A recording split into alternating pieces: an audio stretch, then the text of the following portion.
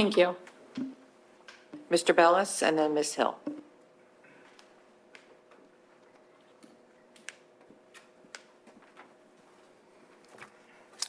Hello, John Bellis from Wynwood. My wife Lauren and I are parents of a second grader at Penn Wynn Elementary and a preschooler. Like many parents, we want to delay the smartphone and social media, but we're dreading the uphill battle that we know is coming. I'm here today to ask the board to simply build awareness of the Wait Until 8th pledge, which is a voluntary promise parents make to each other stating they will delay the smartphone and social media until at least the end of 8th grade. This is a nationwide nonprofit which we have no affiliation with other than we want to see it grow. I understand the district has an off and away device policy. I'm not here today to try to change that policy. I'm not here to try to jam a new rule down the throat of anyone who doesn't see it our way. We're simply asking the district to make parents aware of Wait Until 8th so that those of us who want to delay the smartphone can more easily find each other. Building a critical mass is the key. If half of your child's friends are in the same boat, then the FOMO disappears, as do the arguments at home about getting a phone. The pledge allows for dumb phones that do voice and text only, so parents that want to stay in constant contact can still do so. The pledge also allows for iPads, computers, and video games at home because the evidence shows that most of the damage comes from the smartphone buzzing in their pocket all day long. The best-selling book, The Anxious Generation, documents this well. For middle school sports coaches who use phone apps to communicate with players, I would say that owning a smartphone should not be a requirement for playing a sport. They can use text or email instead. The district's off and away policy works well enough in early elementary school, but by 4th or 5th grade, the phones are everywhere and the FOMO begins for the kids. In middle school, the older kids ignore the rules and they figure out how to circumvent the parental controls on the devices. The teachers compete with Apple earbuds hidden under hair, and social media poison starts distracting everyone 24/7. Every parent and teacher we talk to agrees this pledge is a no-brainer, but the school district will not allow employees to promote it or even discuss such things without formal approval. At a minimum, we think there should be a link to the pledge included in every Thursday envelope and the HSA newsletters. Beyond that, there could be posters in common areas, yard signs or banners visible at car line, handouts at HSA fundraisers like this. There could be discussions about it at parent-teacher conferences, and there could be a mention by the principal during the orientation sessions at the start of each school year.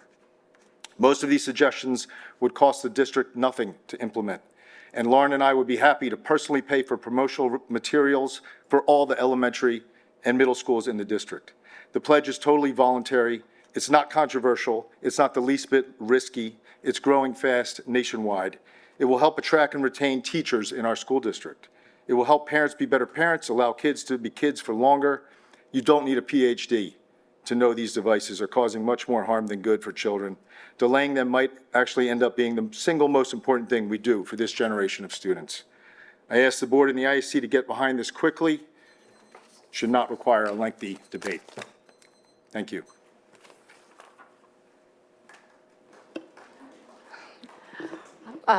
Sounds like there's a lot of support for this, and I too am someone that, the last time I held this position, working with our wellness committee, talked a lot about social media and phones, and that's when the Surgeon General's report came out about the health risks of cell phones and social media to our children.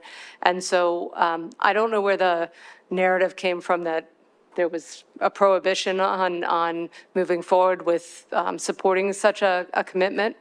It didn't come from me.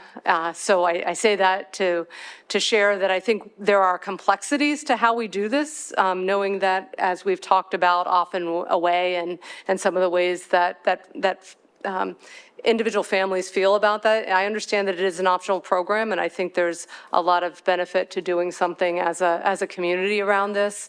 And we've been having conversation with other schools within our district that are, our private schools in the district to talk about how can we elevate this as a community-based endeavor. So I think there's a lot of pros to doing this as a community, and whether it's aligned specifically to Wait Until 8th or not, but the sentiment, I think, is something that we very much share as an organization, and certainly in my role as acting superintendent, something that I think is a really important message that we are better served sharing with students and being aligned, families, school district, township even, and other local partners. So I would encourage us to continue that conversation. And Megan, just to add to that, we also have an intergovernmental meeting with our fellow commissioners that are supporting us in ways across the county. We can absolutely put this on the agenda too. So send us what you have on that and we'll make sure we share it out with them.